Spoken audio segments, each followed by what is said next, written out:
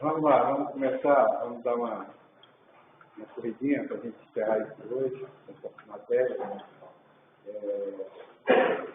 Pediu ao Deni para orar por nós. Ah, Deni, ora por nós aí. Ó Pai Senhor, agradecemos o trabalho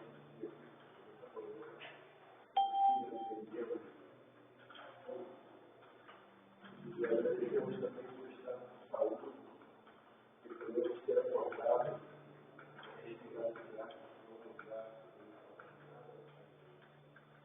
pedimos também que tenha uma boa aula, possamos depois ir para a nossa casa,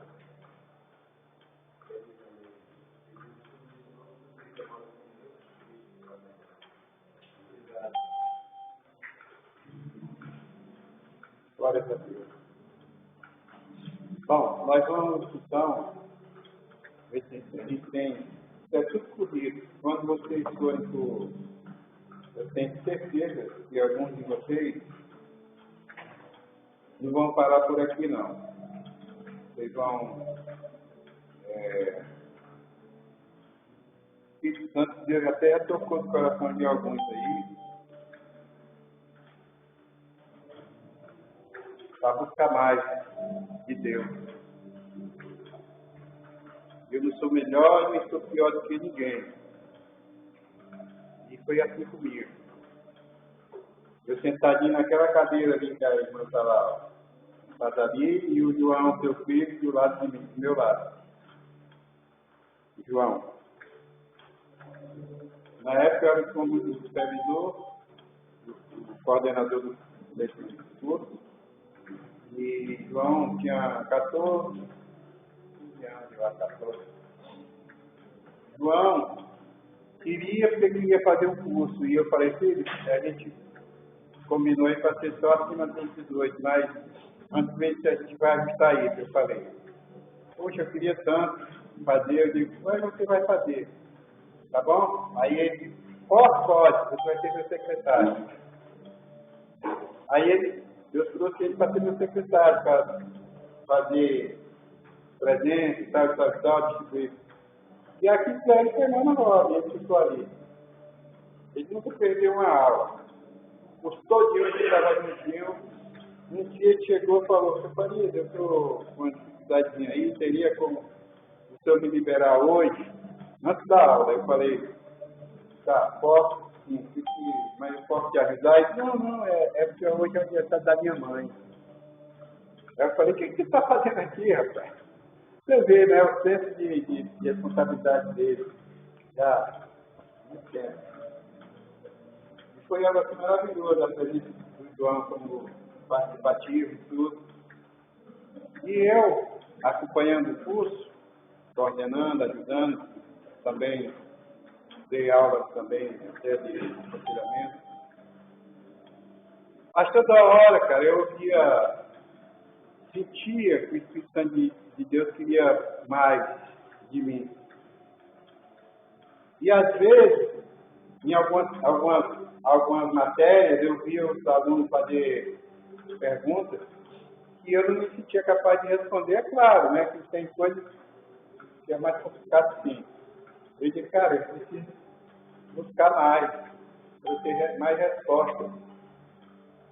Aí foi quando eu comecei para esse seminário, para aprender mais, para buscar mais de Deus.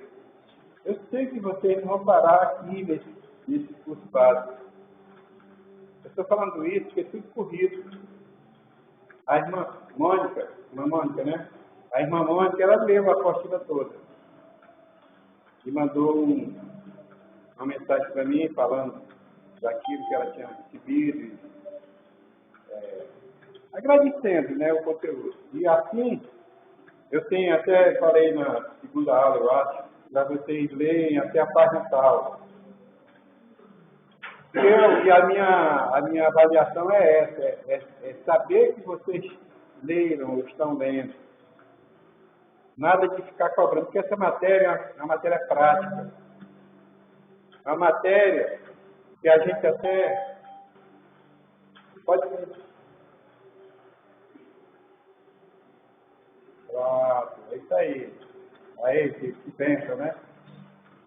Essa matéria é uma matéria que a gente tem conteúdo, a gente tem a base para a gente se alicerçar nela, mas é algo que fica assim, de forma intensa no dia a dia da nossa vivência com a nossa família, da nossa vivência com os nossos liderados, da nossa vivência no nosso trabalho, no meio social, no mercado, em todo canto. Vem a questão, porque quando você menos espera, você está lá no mercadinho, na filinha, chega alguém e te indaga, pede uma orientação. Quem tem uma família, no meu caso, tem uma família grandinha, sempre tem algum parente te pedindo um suporte. Que bom quando você recebe isso, porque as pessoas estão vendo em você uma identidade cristã. Às vezes vê em você uma alternativa de atenuar a sua dor, atenuar a sua dificuldade. Gente, tem uma coisa que me incomoda muito, é dizer um não. Você tem que aprender a dizer não. Mas quando essa indagação se diz respeito à minha área, tanto emocional como espiritual. Quando é uma área financeira, é fácil você dizer, olha, cara, não dá para te atender. O cara me pede, liga e diz, cara, estou precisando de 2 milhões agora. Aí eu digo, não, fala com o João que ele resolve o seu caso. Entendeu? Eu também. Agora, quando chega alguém, liga para você, não, Aldemir, estou precisando da sua ajuda, estou precisando de uma orientação. Tu vai dizer, meus caras, tu vai escutar, não é verdade? Às vezes a situação da gente está mais precária, mais difícil que aqui que vem, mas o Espírito de Deus dá estratégia para a gente. Aí isso aqui é a base, esse material, esse conteúdo é uma base para você ficar tão alheio. Quando nós estamos dentro de um ministério, seja ele na igreja, seja ele na família, seja ele no âmbito social, a gente precisa 24 horas da intervenção do Espírito Santo de Deus na nossa vida. Porque a pessoa está dizendo assim, socorro! E você dizer não é muito difícil. Eu estou com minha agenda de atendimento, por exemplo, ela está muito cheia mesmo. E aí, quando menos espera, vem um pedido, vem uma solicitação, vem uma... Eu preciso, eu estou passando por isso, por aquilo, e eu paro tudo e vou dar ouvido. É um aconselhamento, é um conselheiro, nós somos conselheiros. Dos filhos, do parente, do irmão, e de pessoas que a gente nem conhece, às vezes. Mas é bom a gente ter uma base, e essa base é isso aqui, porque aqui entra o lado de construção familiar, o lado de comunicação, o lado de criação dos filhos. Até a área financeira tem. É claro que o âmbito aqui é mais familiar, né? Uma coisa mais familiar. Mas aquilo não deixa de alcançar as coisas de fora do nosso lado também. Né? Por isso que é importante vocês verem, sem dúvida, quanto àquilo que foi colocado aqui, vamos conversar sobre o assunto, vamos tentar ajustar. A irmã Mônica, ela fez a leitura e se deliciou com a leitura. E eu fiquei aguardando, eu digo, ela vai, tem uma semana ou 2, né, que a irmã mandou para mim, né? E aí eu digo, ela deve mandar alguma mensagem falando sobre, outros querem tirar alguma dúvida sobre o caso, mas graças a Deus foi o suficiente para eu entender, tá? Nós não somos o dono da verdade, ninguém é o dono da verdade. E outra coisa, estou falando, muitas vezes quando eu comento aqui sobre a relação familiar, a relação marital, muitas vezes eu coloco o meu exemplo dentro do contexto E parece até que o pastor não tem problema em casa. Parece até que é tudo no mar de rosa. Não é, não, gente. Não é. Não existe família perfeita. Todos nós temos os nossos conflitos. Mas é bom quando a gente tem pelo menos uma base, uma estrutura para você trabalhar em cima daquilo, dessa base. A nossa base, a nossa estrutura, ela está aqui, ó, na palavra de Deus. Aí a gente, quando chega aqui e fala sobre a nossa conduta, a forma da questão da tolerância, por exemplo, do pastor ter 20, do ano que vem fazer 50 anos de casado, e eu brincava lá no seminário. Eu cheguei no seminário e ainda fiquei, eu acho que um ano e meio com o Kleber. O Kleber estava concluindo o curso de teologia dele e eu cheguei.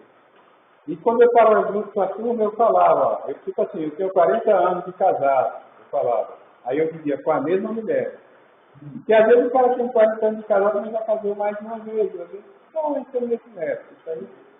Mas eu já dei questão de dizer com a mesma mulher. Quando eu terminei o curso, às vezes eles sempre me procuravam por causa do cabelo branco, a minha turma. Até hoje o pastor Guilherme, e hoje é adjunto lá do pastor, do reitor, né, do curso. Toda vez que a gente se encontra, ou às vezes eu escrevo lá na vida dele e tal, aí ele fala, isso aqui era o meu conselheiro e tal. Fica essa identidade das pessoas que atribuem a você, confiabilidade em relação àquilo que ele vai transmitir para você. E aí, para mim, ele não tinha, porque eu era o vovó da turma. E às vezes ele sentava do meu lado e a gente começava a conversar sobre determinados assuntos de relacionamento, em igreja. E fica essa identidade. Tá? Então, não é que eu seja o dono da verdade, não é questão de ser o dono da verdade. O dono da verdade é que está aqui, é Jesus Cristo. Mas ele orienta você a trabalhar no sentido de gerar paz, né, como a gente fala. Bem-aventurados os pacificadores, que serão chamados filhos de Deus. Uma das funções do conselheiro cristão é pacificar. Tem cada situação, meus irmãos, que vocês vão enfrentar, que você tem que pedir mesmo, mentalmente, Jesus, eu contigo. Espírito Santo, me ajuda. Que às vezes é conflito de relacionamento, às vezes é conflito que você nunca imaginou passar por aquilo, ou presenciou, ouviu falar e vem. E aí você, nessa hora, Deus tiver uma base sólida, Deus vai te mostrar formas, estratégias de você ajudar o seu próximo. Como eu já falei para vocês. Jesus me ajuda a ajudar meu próximo. É por isso que eu tenho dificuldade para dizer não. Quando eu recebo algum pedido de ajuda, eu digo, se eu estou pedindo ajuda, se eu falo com Jesus para me ajudar a ajudar meu próximo, é como se eu dissesse assim, eu sei que o senhor vai me ajudar sim, mas aí ele diz, tá, então eu vou mandar, porque eu para te ajudar. Só que a gente pode fugir disso, porque a gente já foi divulgado aí em algumas mídias, tipo, quando a gente pede a Jesus para me dar força para enfrentar ou para resolver essa situação que eu estou passando, que o fulano está passando, que o Beltrano está passando, no relacionamento, ou então no desemprego, por aí vai. Me dá força, Jesus, preciso de força aí. Jesus vai e coloca mais obstáculos para você vencer, e ele sabe, ele diz que Deus não dá paz que a gente não sustente. E é exatamente nesses obstáculos que você vai vencendo que você vai encontrando essa força de Jesus. Estratégia para você, cada vez que você supera um muro, supera um vale, supera um mar vermelho, supera uma dificuldade, você diz assim, obrigado, Jesus. Quando vem a próxima situação, você já tem mais experiência para poder você lidar com aquilo, tem que ter ferramentas. É como uma pessoa que é depressiva e não tem ferramenta nenhuma emocional. Ele vai ser, é como se fosse escravo daquele transtorno. Mas a partir do momento que a pessoa tem alguma ferramenta para trabalhar aquele transtorno emocional, seja ansiedade, seja psicose, qualquer que seja ela, quando essa situação chega, esse sentimento, esses sintomas chegam, você diz, eu vou lidar dessa forma, porque você já tem ferramenta. E é muito mais, assim, fácil você lidar com aquele conflito quando você tem ferramenta, quando você não tem. É como se fosse um casaco, um frio. Você não sabe, de repente o tempo muda, aí você está sem casaco, vai sofrer no frio. Mas se você tiver um casaco na bolsa, ou no carro, coisa parecida, você vai lidar melhor com o frio, porque você está protegido, você tem ferramenta para aquilo. Assim também é o aconselhamento, ferramentas para lidar com aquilo. E você nunca sabe de que forma vem, quais os tipos de problemas que vem. Para você trabalhar isso, mas sempre botando o Espírito Santo de Deus na frente, conduzindo, te orientando. Sem achismo, eu vou resolver assim do meu jeito. Não. Peça a Deus, Ele vai lhe dar estratégia, Ele vai lhe dar ferramentas. E essa apostila é uma base. Por isso que eu estou incentivando vocês a ler. Nada de ficar gravando, nada, você vai cair na prova, não vai cair na prova nada. Vai cair na prova da vida, do dia a dia. Muitos têm dificuldade numa situação, em outra situação, às vezes uma situação financeira, às vezes uma situação jurídica, e a gente não fala sobre isso aqui no lado jurídico. Como eu falei para vocês, às vezes tem pessoas que trazem situações para mim que eu digo, cara, isso aí procura o irmão fulano, o irmão Beltrano, o doutor fulano, que é melhor. Eu falei, dentro do carro, para pintar o carro. Se eu for pintar o carro do Maurício, eu vou pegar o rolo de pintar a parede lá em casa e vou pintar o carro. Não tem uma estrutura para isso, eu não tenho ferramenta. Aí eu vou falar com o João que ele resolve. Aí o João vai. Porque ele vai ter estratégia mais adequada. Tá? O trabalho de conselheiro tem suas limitações. É isso que eu estou querendo passar para vocês. Tá? A gente sabe que se tivesse um padrão de problemas para a gente, aí era tranquilo. Eu vou cuidar só de lado financeiro, vou cuidar só de lado emocional, mas não é o caso. Tem N tipos de situações, de problemas, que às vezes a gente está dentro desse contexto também. Tá? Então é isso, é o incentivo que eu estou tentando passar para vocês, é ler a partida, quem tiver dúvida, procura.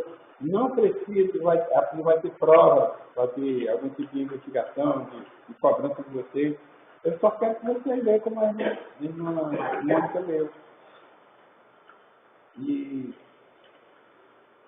se surgir alguma dúvida, aí a gente, mesmo que eu não esteja não seja a matéria da época, eu vou estar disponível para ajudar, né, em alguma situação, tá? Então é isso, eu vou correr um pouquinho para ver se a gente consegue andar também mais um pouco. Nós falamos a respeito da questão do aconselhamento cristão, que ele não se limita somente ao lado espiritual, apesar de ser aconselhamento cristão, mas envolve também a questão fisiológica, a questão emocional. E às vezes, meu irmão, o cara, a irmã Lourdes, ela está vindo aqui, mas a dificuldade para ela subir ou descer? Por causa do lado fisiológico. Mas ela supera isso. Percebe? Se essa aula fosse lá embaixo, era melhor. Mas aí a gente estaria ouvindo tudo, mesmo São várias situações, né? Mas pela a dinâmica dela, ela consegue. Eu vi o irmão ajudando ela a descer, não sei quem ajudou a subir, acho que foi Jesus Cristo mesmo, né? Mas é assim. Então, perceba que não é só o lado espiritual, entra o lado fisiológico também. E vem o lado emocional. Ontem eu estava aguardando um jovem senhor para atender e ele me liga, 10, 15 minutos antes. Pastor, olha, eu não tenho condição de ir. E aí, o que está vendo? Posso lhe ajudar? Não, eu estou aqui arrumado, eu não consigo nem entrar no carro para ligar o carro. De tão debilitado que ele estava emocionalmente por causa da depressão. Aí comecei, falei a respeito dos medicamentos, enfim. E como era o horário dele, e aí eu atendi por telefone. Ele não veio para a terapia por causa da fragilidade emocional dele muito intensa. Mas tem pessoas que não entendem assim, você está fazendo corpo mole. Isso é preguiça. Tem gente que é grosseiro, faz isso. A pessoa já está sofrendo um transtorno emocional. E o outro chama de preguiçoso. É muito difícil, gente. É outra pancada, é outro partido que a pessoa dá no outro. Não tem sabedoria. Isso existe muito. Sabe? Isso acontece. Eu já expliquei a vocês uma situação que eu vejo de um cidadão que não estava conseguindo ver a Bíblia e nem orar. E aí, é problema espiritual, calma, vamos conversar. Não era, ele estava em depressão, inclusive depressão acima do moderado, entrando no grave. 3, 4 meses depois, o cidadão estava lendo a Bíblia, estava orando, estava dizendo tudo, estava fazendo. Por quê? Porque superou a depressão, superou o lado emocional dele. Mas precisou ser medicalizado. Então, vocês percebam que tem uma gama de situações que vocês vão lidar, e aí é só vocês pedir sabedoria do alto para poder direcionar para quem. Às vezes a gente está nessa dificuldade também. É impressionante. Você está passando por um terreno danado, de repente alguém te liga e diz, eu preciso da sua ajuda.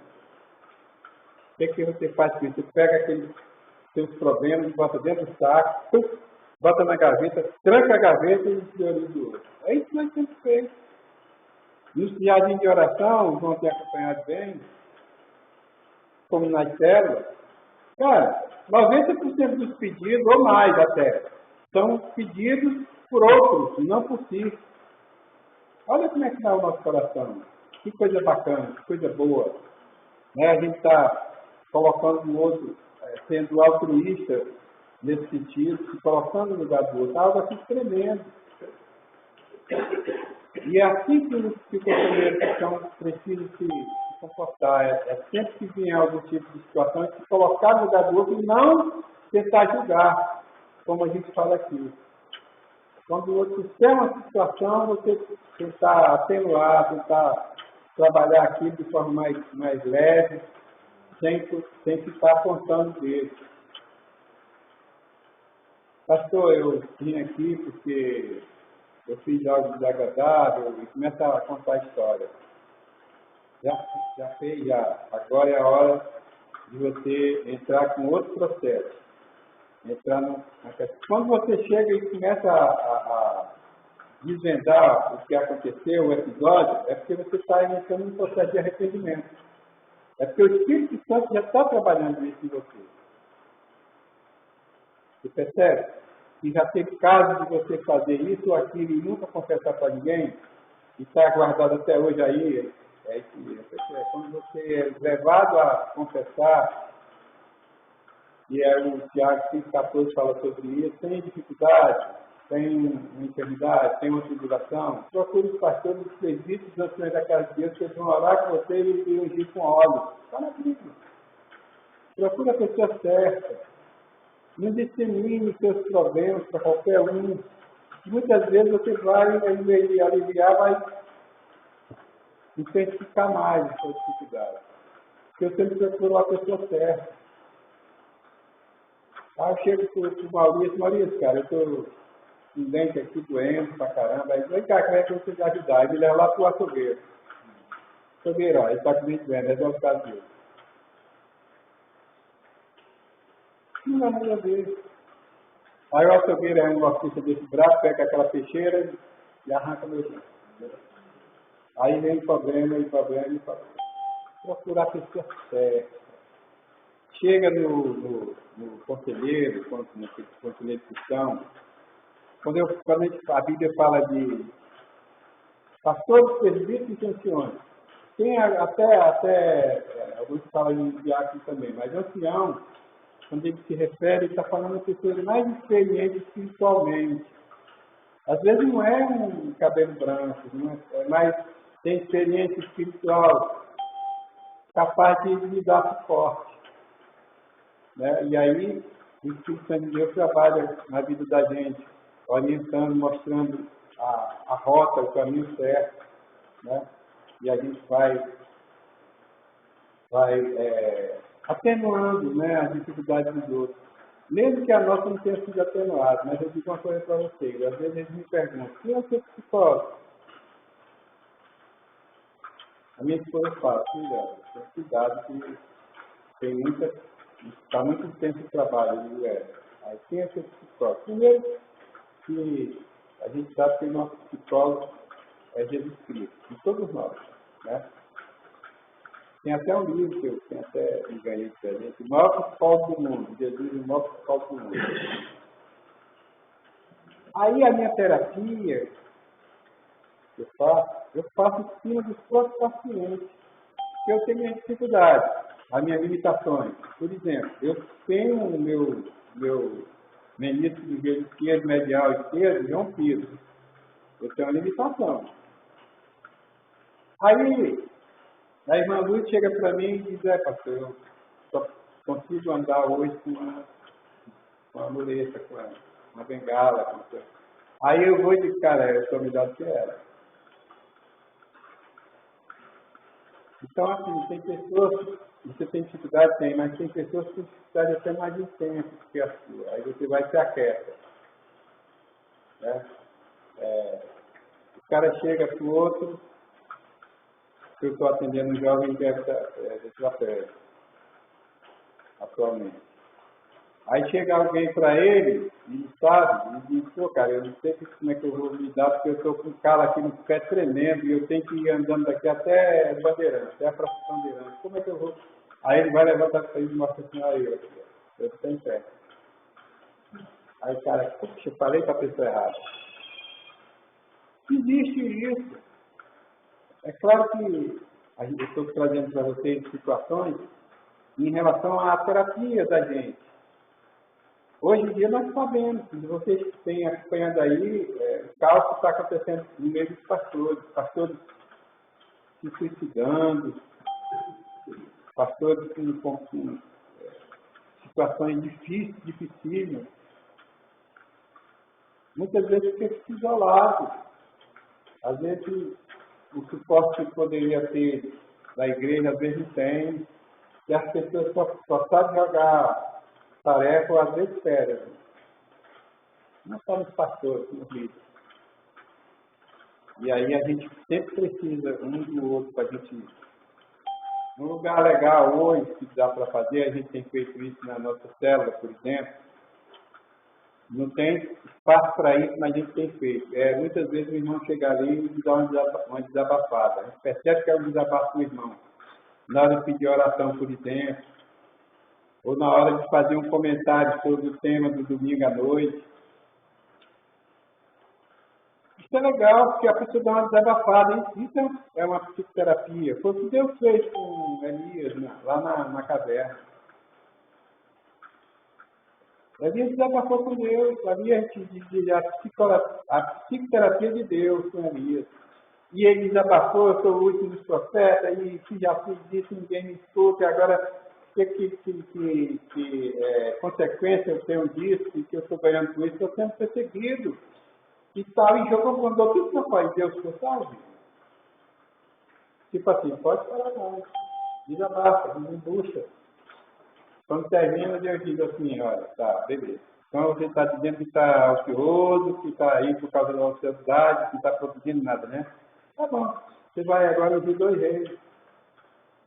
E eu vou te aposentar, porque o seu substituto vai ser Eliseu. Me deu as tarefas. Eu imagino assim na minha mente, ele ia sair dali pulando, igual a criança, com o pirulitinho na mão, correndo de alegria, porque ele tinha tarefas para fazer.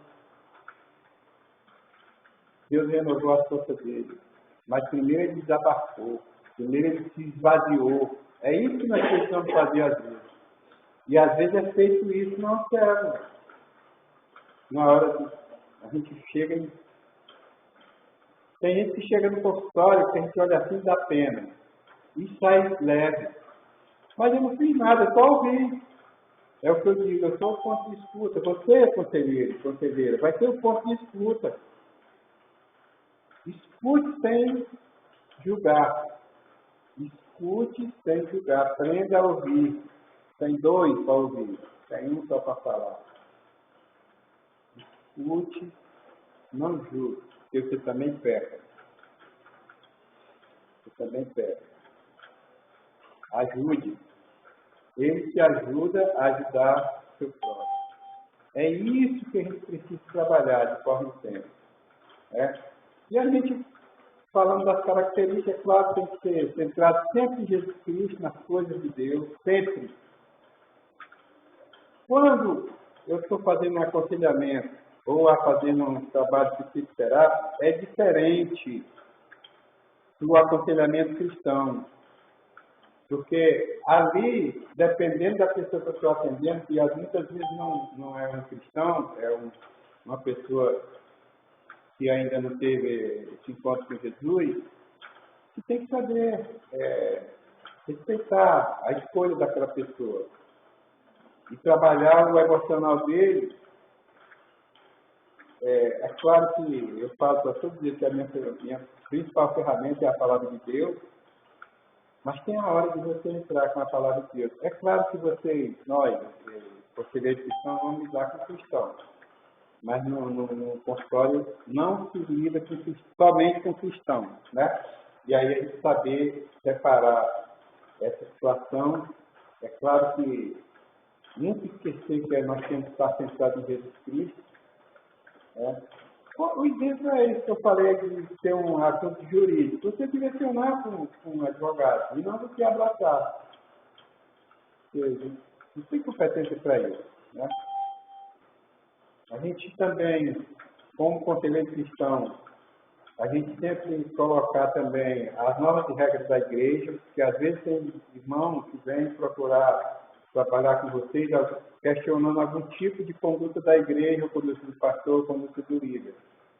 Aí você vai e procura ver se aquilo ali está dentro das normas e regras da igreja. Chega para o irmão Aldemir, meu conselheiro. Cara, sinceramente, esse negócio de culto às 10 horas da manhã eu acho inviável, cara. Tinha que ser 1 hora da tarde. Que aí todo mundo já almoçou, todo mundo já está. 1 hora da tarde é uma hora bacana, cara. Aí ele vai e diz, olha, isso aí foi passado em sessão, ficou combinado que na Assembleia, que o culto seria no quarto, no domingo, olha, tal. Isso aí, para a gente mexer com isso aí, vai ter que mexer com a estrutura da igreja. Não está na competência dele mudar o horário do culto. E nem do pastor. Porque quem manda na igreja é a Assembleia. A Assembleia quem tem maior poder na igreja é Jesus Cristo.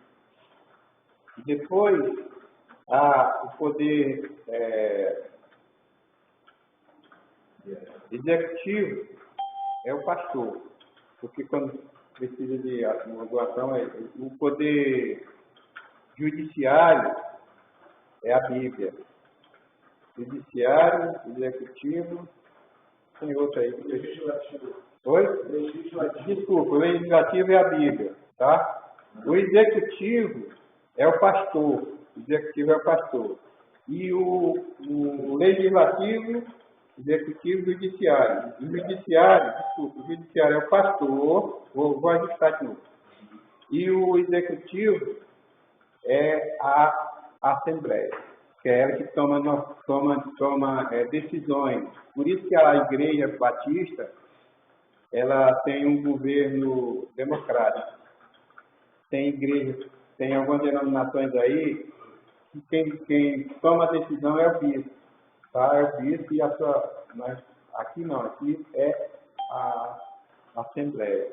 É única e todo mundo concorda em fazer isso aqui. Então, ela é o executivo, sim. O judiciário vota no pastor. Por que é o pastor? Porque qualquer coisa que for feita lá fora, o irmão aqui uma vez, faz tempo, ele reclamou por causa do barulho e ia levar para a justiça. E quem ia responder lá, em nome da igreja? Pastor. Um dia desse eu estava aí mataram o cara aqui do lado de lá, tem uns 2 anos agora. Aí a polícia chegou e tal, a gente quer ver a câmera. Eu liguei, pastor, beleza. Porque se for preciso a igreja aí ser representada diante da justiça, é o pastor que vai. É o nome dele que está lá na frente. Como responsável por essa questão. Mas, enfim, eu estou querendo dizer para vocês o seguinte, tem coisas que estão no nosso âmbito, tem outras que não. E que essas coisas que não estão no nosso âmbito, que a gente tem a noção de a quem vai entregar aquilo. Né? Às vezes tem situações para vocês, como conselheiros, que vocês precisam ter esse tipo de noção. Né? Outra característica do cristão também é, como eu falei, está centrado em Jesus e nas Escrituras, né? De uma forma assim, ampla. Outra questão dos princípios do conselheiro, quando vocês estiverem lendo a apostila, é a gente entender que nós que estamos aqui, nós já temos mais maturidade para a gente lidar com determinadas situações. Eu sei que tem jovens aí que estão buscando mais saber mais as coisas referentes ao reino de Deus, isso é legal. Mas é claro que eles sabem até onde a mão deles alcança. Se eles estiverem trabalhando como líder dentro do Ministério de Jovem e Adolescente, eles vão lidar fácil com isso. Mas é claro que lá eles também vão ter outros conselheiros, outros líderes que são mais maduros. E vai ter coisa que ele vai dizer assim, cara, melhor eu passar isso aí para o Ademir, que ele é mais maduro nisso. Aí, Ademir, me ajuda aqui. É por aí. A gente buscar essa questão da empatia, de você agregar mais.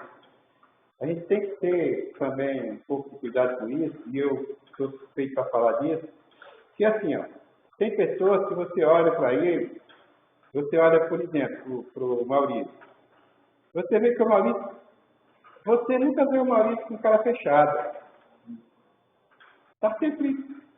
da característica dele. Aí o pastor não, o pastor já é cara fechada. Aí as pessoas dizem, não vou falar com esse pastor, não quero. Se fosse o pastor Maurício e o pastor Farias, o cara ia buscar o pastor Maurício, porque ele tinha mas isso é uma característica da pessoa.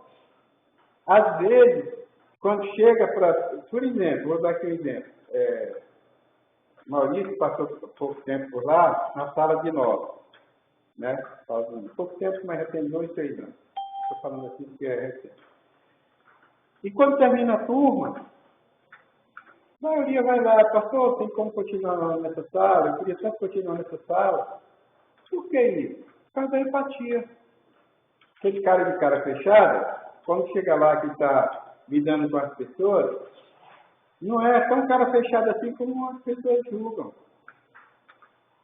Então, tem essa questão também, da gente ir pela maneira da pessoa se comportar. O Zé Marcos. Cara, quem foi que já viu o Zé Marcos chateado com alguma coisa? Ele está sempre rindo, brincando, mexe com um, mexe com o outro, mexe com o outro. Quem já viu aqui o Alfredo brincando e zoando alguém aqui? Não, é o jeitinho dele. É a forma dele amar daquele jeito, na dele, quietinho e tudo. Mas vai falar com o menino para ver se o coração dele é maior que ele. O pior é que o andar do Maurício me encantava. Pois é. Ô, rapaz. Mas é assim, vocês, conselheiros, ter esse tipo de percepção.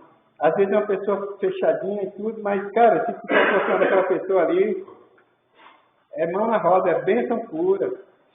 Porque tem uma coisa boa que vocês precisam também trabalhar depois, em calma, quando estiver liderando grupo, já estão alguns liderando, é procurar trabalhar a questão do temperamento dos seus liderados.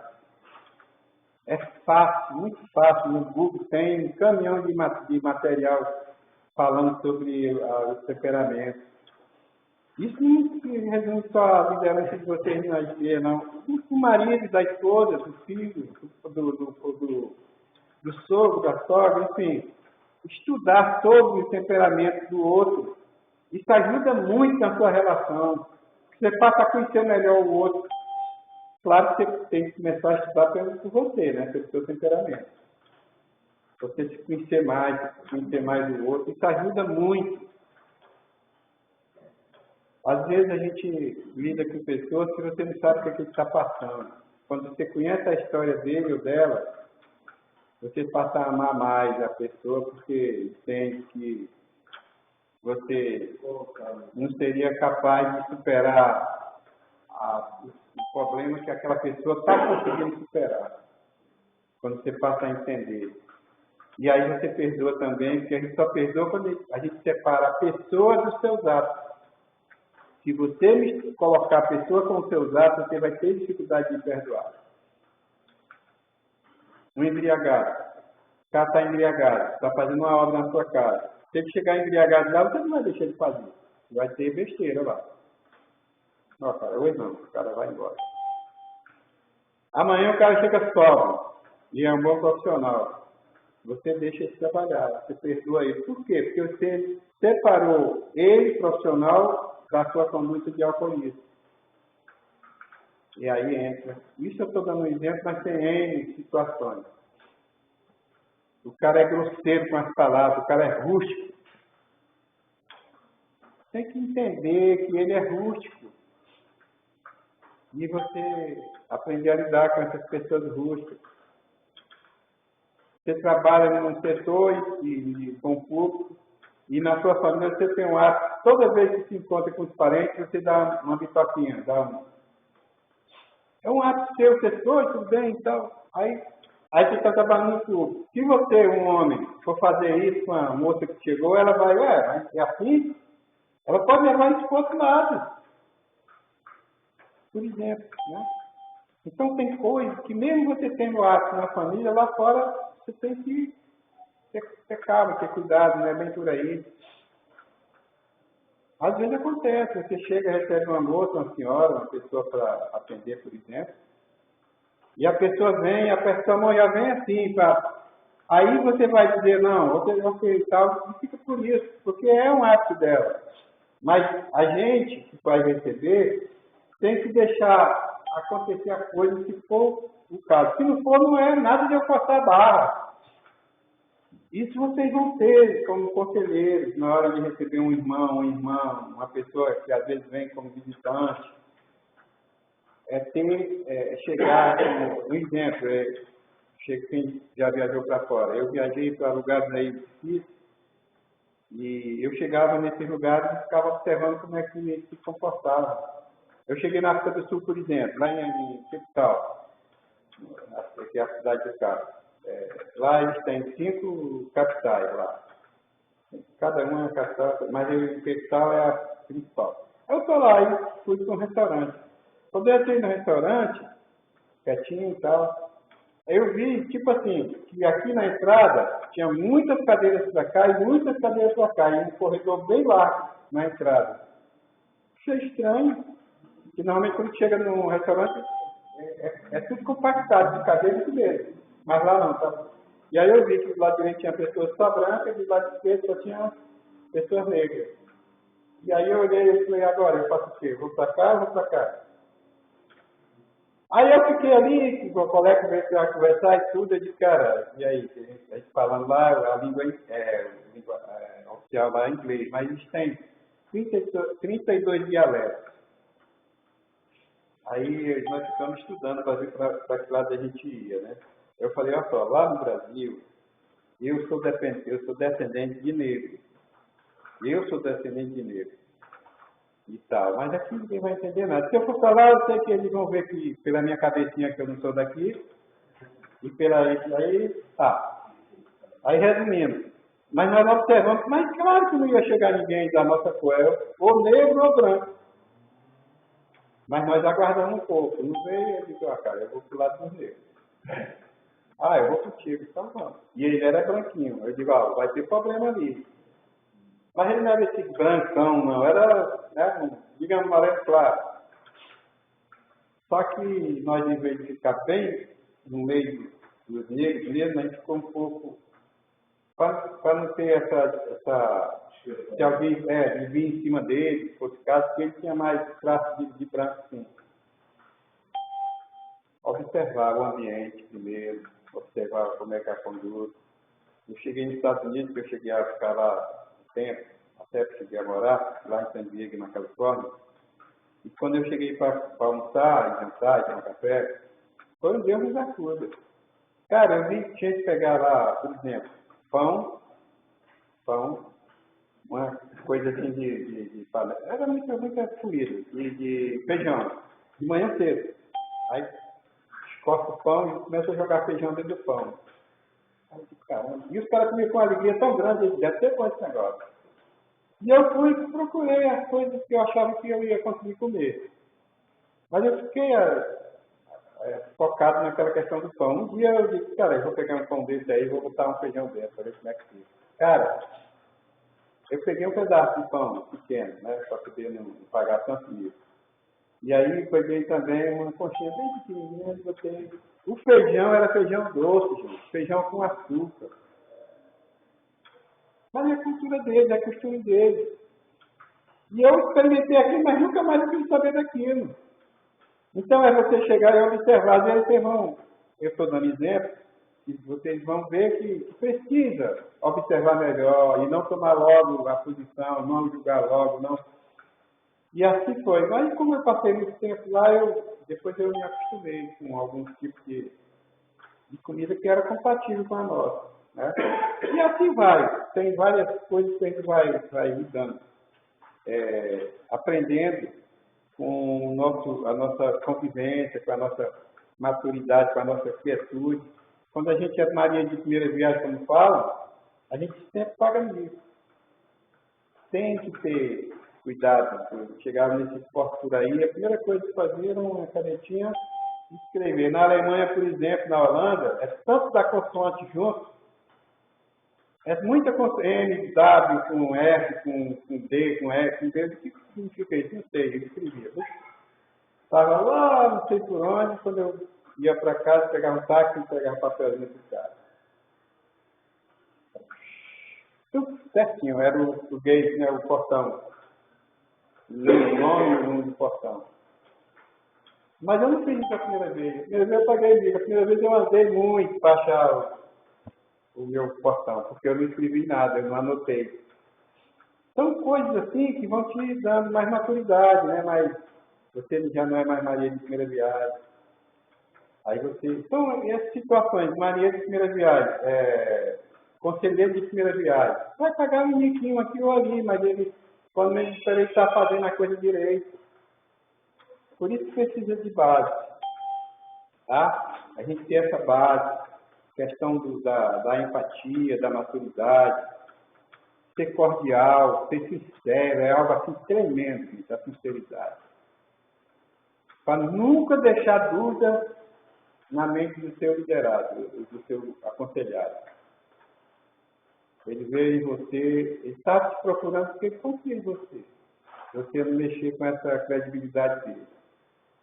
Tá?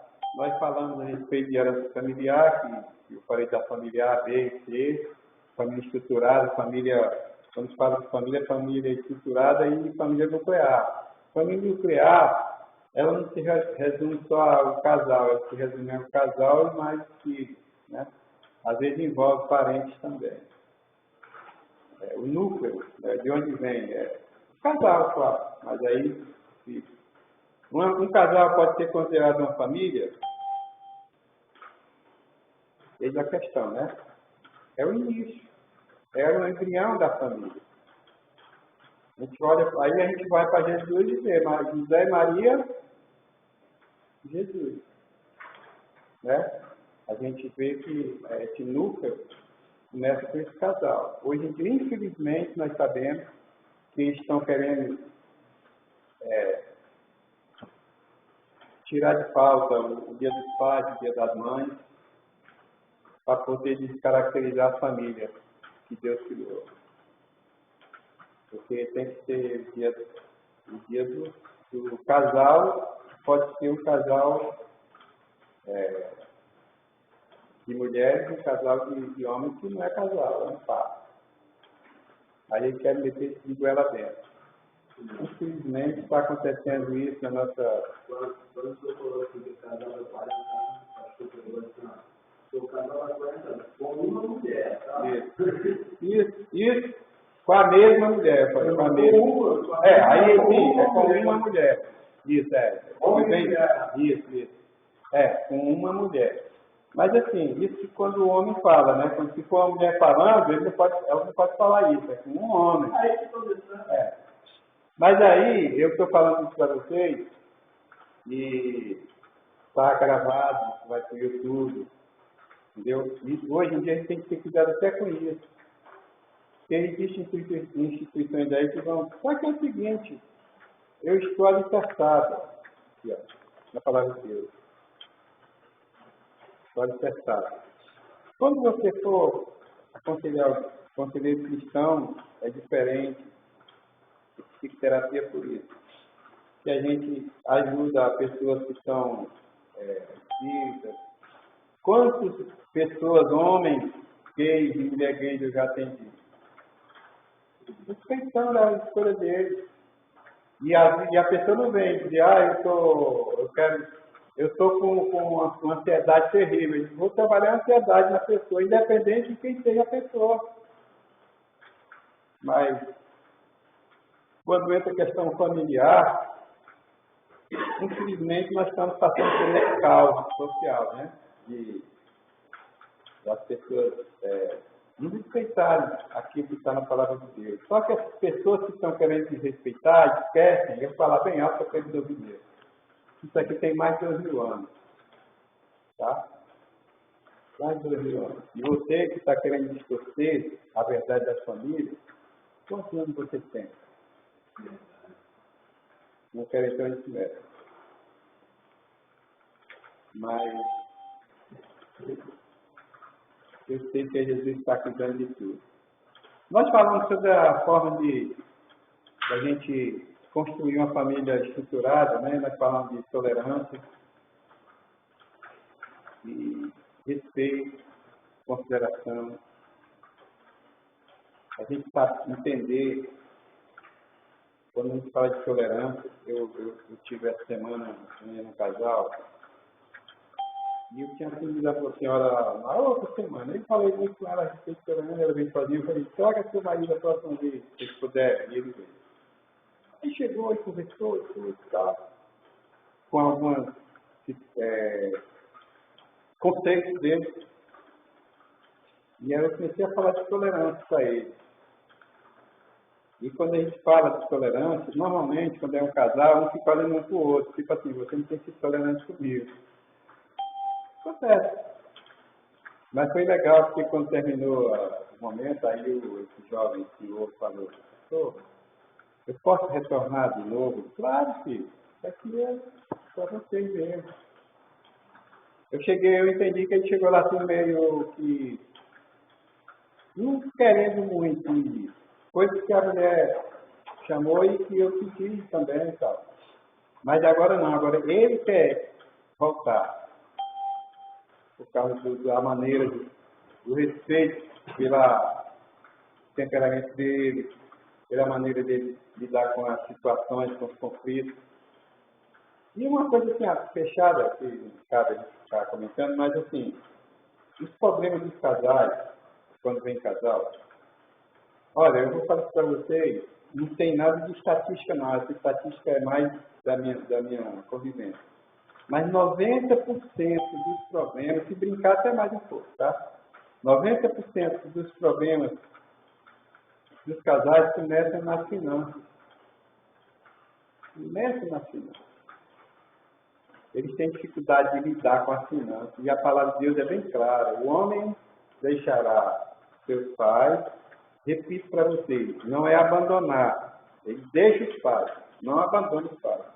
Deixará seus pais e passear a sua mulher, o homem, e passear a sua mulher, e tornar-se uma só carne.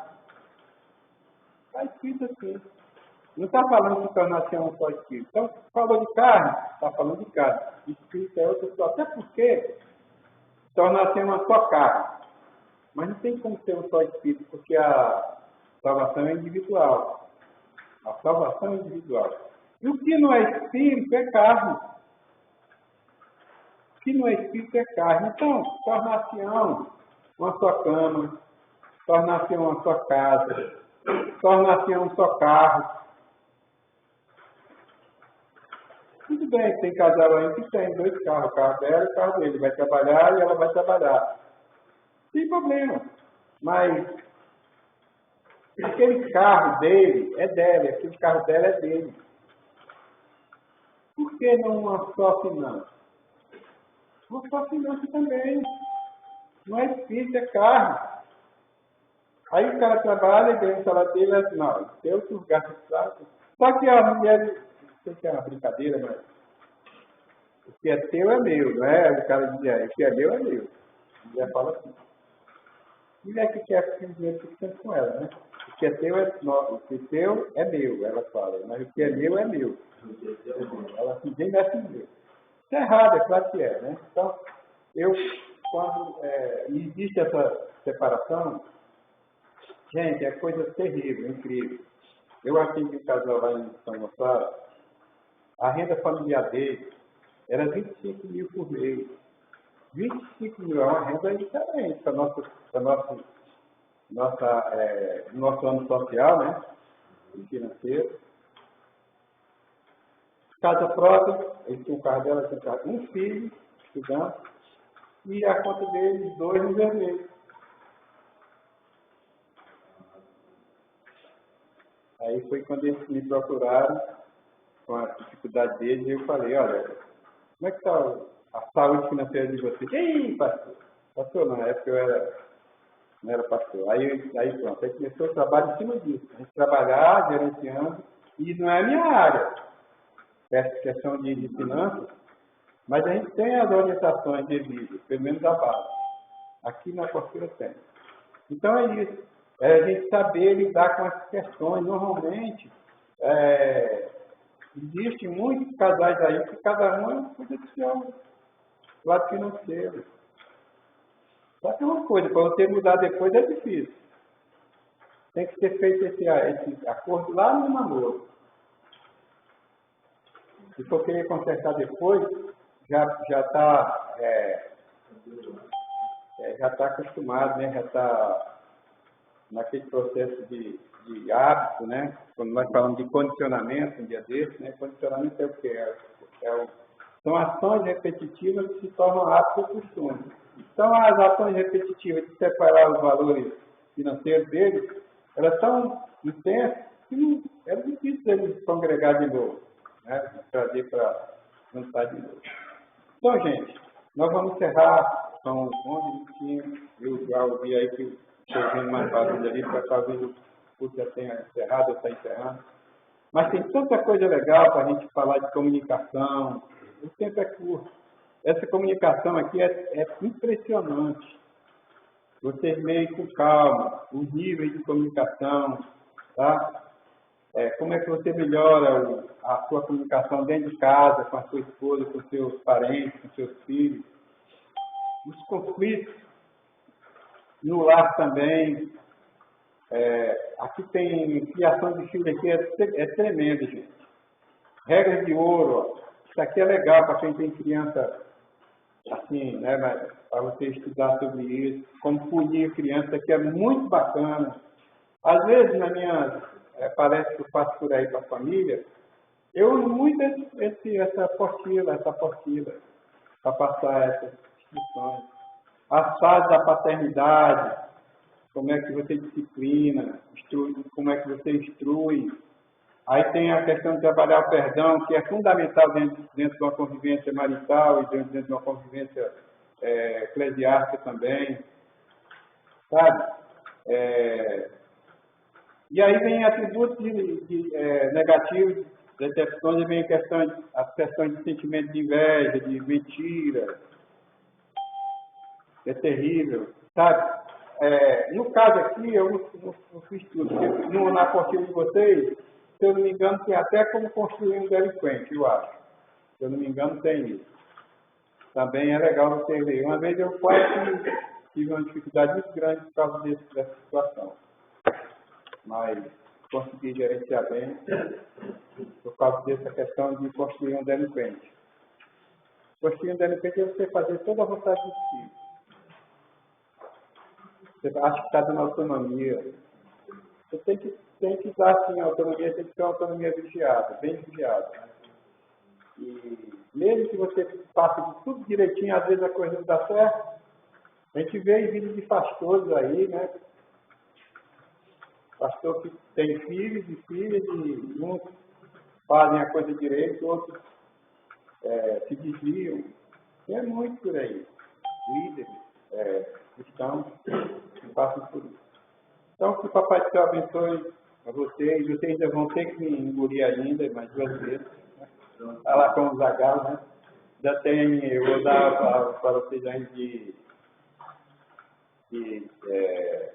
seitas de religiões, seitas de religiões, e vou também dar aula de, eu acho que é o foco principal do curso, que é teologia sistemática. Tá? Muito bacana, teologia sistemática. Eu já falei para vocês, né, o que seria isso? Teologia sistemática, você pega a teologia histórica e bíblica, o conteúdo da teologia histórica e da teologia bíblica, e a teologia sistemática ela se baseia exatamente na história e na Bíblia. Como a história que a Bíblia fala de Deus, de Jesus, dos anjos, da salvação, do pecado, do inferno, do céu, fala de tudo. Aí o que a gente faz? A gente pega a teologia sistemática, ela pega todo esse conteúdo e sistematiza. Coloca cada conteúdo desse numa pastinha, numa gavetinha. Quero falar de Jesus, vai na gavetinha de histologia, né? Que é falando sobre Jesus. Eu quero falar de igreja, eclesiologia. Quero falar de Deus, teologia. Quero falar de pecado, de salvação, soteriologia. É fácil isso por causa de Salvador. Quem é de Salvador, na Bahia, diz que é soteropolitano, não é? Então isso vem de salvação, soteriologia. Percebe como é bacana essa teologia sistemática? Cada um na sua pastinha, a gente vai lidar cada um com a sua pastinha, não é uma coisa generalizada. Tá, vamos encerrar, graças a Deus, tudo na bênção. E agradecer a vocês, né, por terem me aturado aí esse período. Aí vão ter que me aturar mais um pouco. Jesus, a honra é tua, a glória é tua, obrigado por este momento, quando teus filhos e tuas filhas, Pai, estão buscando cada vez mais, Pai, assuntos atinentes ao teu reino, Jesus. Que o Senhor venha, Pai, através do teu divino Espírito Santo, iluminar a mente teus filhos e suas filhas, para que venham entender, Jesus, os teus propósitos nas suas vidas. Leva cada um de nós, Jesus, conduz cada um de nós para os nossos lares, e ali chegando encontremos ali um pedacinho do céu aqui na terra. Em nome do Pai, do Filho e do Espírito Santo. Amém. Glórias a Deus. Glórias a Deus. Papai te abençoe.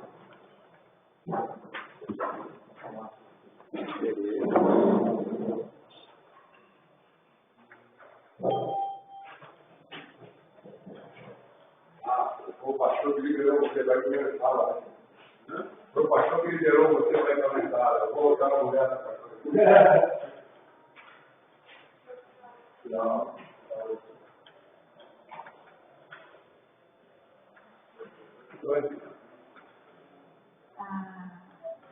A Flávia conseguiu finalizar essa conversa. Conseguiu? Bom, muito bom. É, e foi agora, essa semana. Eu acho que eu falei com ela. Ela falou. Eu falei com ela de novo, eu liguei para ela, eu vou ligar para ela. Ela ligou também, falou, mas eu não sei se são ela. Está toda feliz, está sentindo o segundo dela. Está o outro depois que ela veio aqui a Mas primeira é vez. difícil, filho, é muito complicado. Olha, eu nunca vi uma pessoa drogada, não. Fui na casa dela, quarta-feira. Fiquei assim, impactada. É difícil, filho, um jovem. Não tem pelo seu, né, e gritando desse jeito, é muito complicado. Aqueles microfones são por aqui? Oi? Os microfones são por aqui ou não? Ele deve vir buscar isso aí depois. Ele deixou ele carregando, depois você vai levar. Não, vou levar. Tá. Não falou nada não. Eu não estou conseguindo entender esse negócio aqui.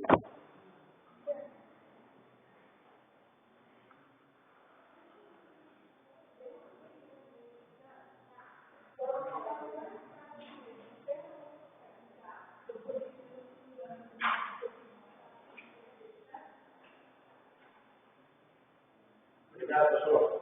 Valeu, prefeito. Deus abençoe. E a postura de dois está indo sobrando aí, não, né? Oi? A postura de dois está indo sobrando, não, né? Dom de talento. Essa foi o que eu Aqui, ó.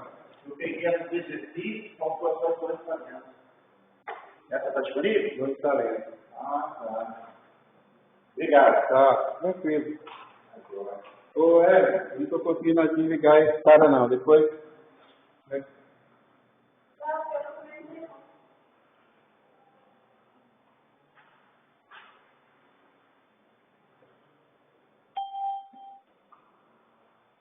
Ele já assinou?